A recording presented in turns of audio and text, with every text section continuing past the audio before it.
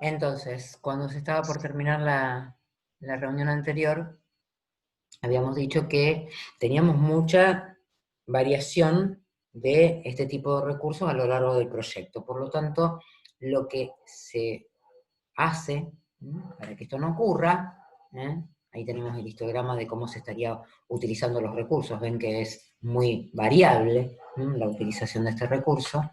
Por lo tanto, lo que hacemos generalmente es replanificar algunas tareas, tratando de no mover el camino crítico, las tareas que conforman el camino crítico, y entonces, en función de este movimiento, tratar de justamente lograr lo que se llama el aplanamiento de los recursos, que es lograr un histograma de recursos un poco más, sin tantas diferencias como teníamos acá.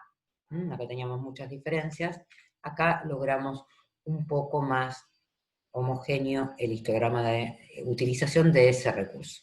Bien, piensen que esto se hace para cada tipo de recurso que se utiliza en el proyecto. En general, para los que más se utilizan, ¿no? Y después, bueno, los otros quedan supeditados a cómo se movieron las tareas para lograr el histograma de recursos más o menos homogéneo del tipo de recurso más utilizado. Bien. Con lo cual se vuelve a armar una nueva red de tareas, sobre la red de tareas que vimos antes, se vuelve a poner la red de tareas para ver cómo quedaron las tareas, y bueno, y en este caso nos quedaron dos caminos críticos, que era lo que no queríamos hacer. No queríamos que se generaran dos caminos críticos porque es justamente mucho más complicado después poder hacer el seguimiento del proyecto. Ya vamos a tener que tener mucho más control sobre dos caminos críticos para que el fin del proyecto no se retrase. Bien. Entonces, vimos recién dos tipos de diagrama, uno del diagrama de red, otro del diagrama de Gantt. Bien, el diagrama de red está bueno porque identifica las relaciones entre las actividades, me permite mostrar el camino crítico, y son, dice, útiles para estudios de qué pasaría si. ¿Qué significa esto? ¿Qué pasaría si muevo tales tareas? ¿Qué pasaría si agrego tal o cual entregable y cómo se comporta el resto del diagrama, etcétera? ¿Qué sucede? Si es muy largo el proyecto, puede convertirse en muy grande y complejo para trabajar, es dificultoso de trasladar y mostrar, porque imagínense esto con poquitas tareas, que ya nos complica verlo, imagínense un plan de trabajo con cientos de tareas. Bien, requiere experiencia y entrenamiento para trabajarlo. El diagrama de Gantt es mucho más fácil de construir y de cambiar, muestra las actividades que están adelantadas o atrasadas, pero no me muestra entonces lo que decíamos antes, las predecesoras de un proyecto, y si movemos una tarea no sabemos qué pasa con el resto justamente porque no están enlazadas. Cosa que algunas herramientas tratan de, digamos, permitir hacer un diagrama de Gantt con lo bueno del de red, que es esto de tener las tareas enlazadas. Algunas herramientas me muestran eso. No quiere decir que eso sea un diagrama de Gantt, es un diagrama de Gantt modificado con una red, nada más que eso. Bien. Bien, una vez establecido el baseline de tiempos, o sea, ese cronograma de tiempos inicial que necesitamos del proyecto, lo que hacemos es control y seguimiento de ese proyecto. ¿Está? ¿Cómo se puede hacer el control y seguimiento? Haciendo reuniones formales del estado del proyecto para que cada uno de los equipos del proyecto diga en qué porcentaje de avance está de cada tarea. ¿Sí? No sería conveniente que las tareas duren mucho tiempo. ¿Tá? Vamos a suponer que si nosotros decimos, el entregable es el módulo de gestión de stock. Si nosotros hacemos un entregable tan grande que ocupe, qué sé yo, el 70% del tiempo del proyecto, no vamos a poder saber si hemos logrado ir avanzando con ese entregable como lo habíamos planificado.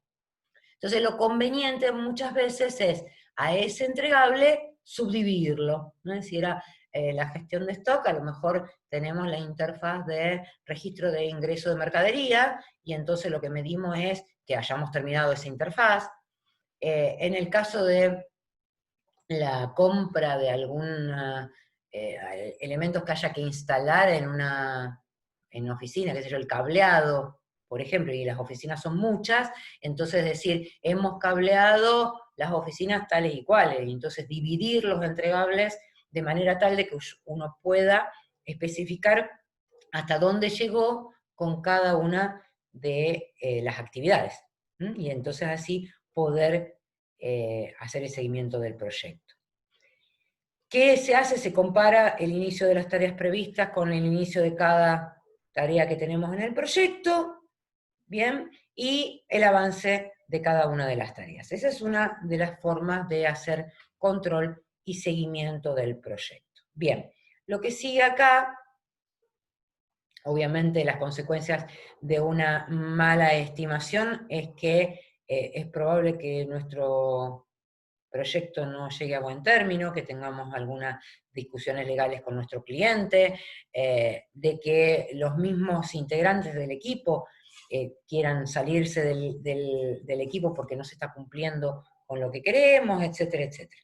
Entonces, la idea sería que tratemos de mejorar las estimaciones y de hacer un buen seguimiento del proyecto para no llegar a estas prácticas destructivas dentro del proyecto.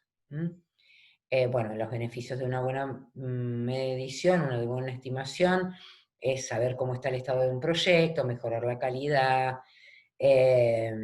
Fíjense que dice mejor coordinación con roles de testing, documentación, en la medida que nosotros vamos avanzando bien. No tenemos que eliminar tareas que tienen que ver con la calidad.